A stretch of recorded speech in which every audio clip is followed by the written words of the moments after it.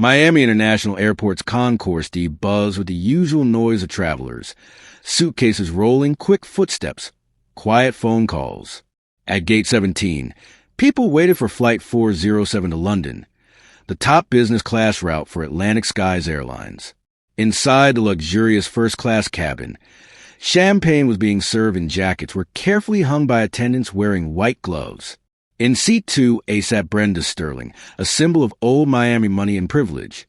Her bright, white suit glowed under the cabin lights.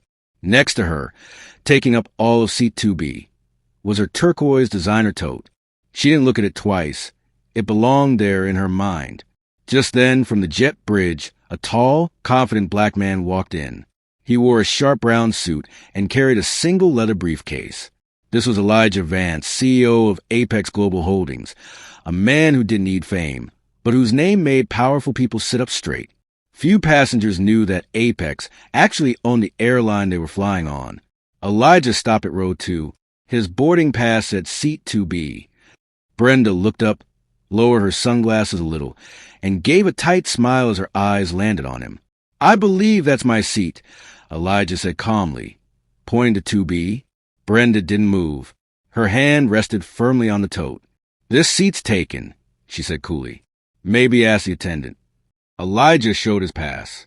"Elijah Vance, 2B. Brenda chuckled. "I'm sure they can find you another seat. Economy plus, maybe." Some nearby passengers glanced over. A quiet tension settled in the air. A flight attendant named Chloe walked up. "Is there a problem?" "Yes," Brenda said sharply before Elijah could speak. "This man is trying to take a seat that's already taken. I feel unsafe." That word, unsafe, hit hard. Chloe hesitated, torn between airline rules and something less visible. Elijah handed her his boarding pass. Her eyes widened when she saw the name.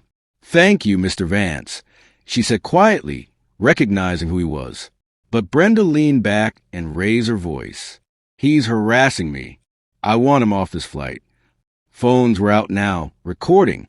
A man in seat 1C shook his head as he filmed. "I'm simply standing next to the seat that was assigned to me," Elijah said calmly. Chloe, clearly uneasy, said, "Sir, would you mind stepping into the jet bridge while we sort this out?" Elijah paused. The request sounded polite, but the meaning was clear. "Please remove yourself so we can keep her happy." He nodded and stepped out. Behind him, Brenda let out a breath, proud of herself. Brenda shifted in her seat, her confident smirk now gone. Then the captain's voice came over the speaker. "Ladies and gentlemen, we've been asked to delay pushback for a brief operational review." Phones lit up. Passengers whispered. Brenda sat straighter, a nervous look in her eyes. Elijah, on the other hand, closed his eyes, his face calm and unreadable. Outside, the engines went quiet. This situation was far from over. Back at Apex's command center, Anya spoke firmly. "Full spectrum observation mode. Monitor everything. No disruptions yet." Her fingers moved fast across her secure keyboard as she watched Flight 407's real-time data. A red flag flashed across the screen, Blackbird Protocol, under the name Elijah Vance. This wasn't a simple seating problem. It was a deeper issue, systemic bias at work. Inside the plane, David, the head flight attendant, walked up to Brenda. "Ma'am, we're checking the seating issue. Please be patient." Brenda gave a fake smile, then raised her voice so nearby passengers could hear. "Of course. It's just sad that these problems happen. Makes you wonder who really belongs in first class." Her quiet racism wasn't missed. Whispered reactions spread through the cabin. In the jet bridge, Elijah read a message from Anya. Observation complete. Phase 2 ready. A quiet smile appeared on his face. The reckoning had begun. Minutes later, Chloe approached him. "Mr. Vance, we're ready to resume boarding." Elijah nodded and walked back into the cabin. Every eye followed him. Brenda sat stiffly as he arrived at Seat 2B, still taken up by her bag. "Ma'am," Elijah said evenly, "I'll take my seat now." Brenda slowly took off her sunglasses. Her eyes were cold and dismissive. "I told you, this seat is taken. You've caused enough trouble." She lightly tapped her designer bag, guarding it. David stepped in.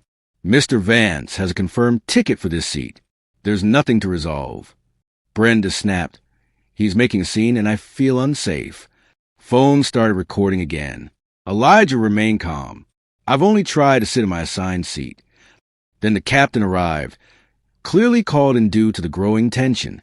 A gate agent whispered urgently to him. Meanwhile, a man from the back of the plane stood up, holding his phone. For the record, he said, Mr. Vance has acted professionally the entire time. The mood in the cabin shifted. More murmurs of agreement followed. The captain sensed a change. He sighed. Mr. Vance, he said, may I ask you to temporarily step off the plane while we sort this out? Elijah looked him in the eye and saw the quiet surrender behind the polite tone. He nodded. Brenda smirked again as Elijah picked up his briefcase. Cameras caught the smug look on her face. In the jet bridge, Elijah made a call. Phase 2, full execution. Confirmed with Anya. Confirmed came the reply from Apex HQ. Anya began the next step. Internal surveillance scanned for signs of bias. Flight operations at JFK, Heathrow, and Singapore were suddenly impacted. Engineers noticed the slowdown. This isn't just local, one said, concerned. Back on Flight 407, Brenda grew angry. Why are we still waiting? She snapped at Chloe. Elijah's phone buzzed. Latency confirmed. Boarding halted at 8 hubs. Media tracking live. The captain addressed the passengers again. We're experiencing unexpected delays. Groans filled the cabin. A passenger nearby muttered, maybe if someone hadn't caused all this. Brenda's grip on control started slipping. You think I'm the problem? Then came the final move.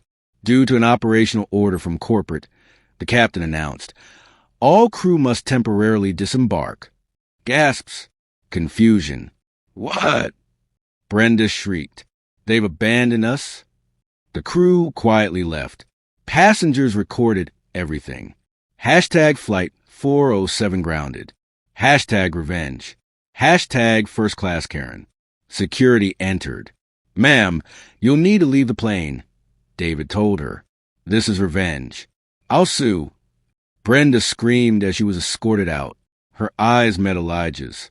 In that moment, she understood he had planned this. Elijah gave a small nod.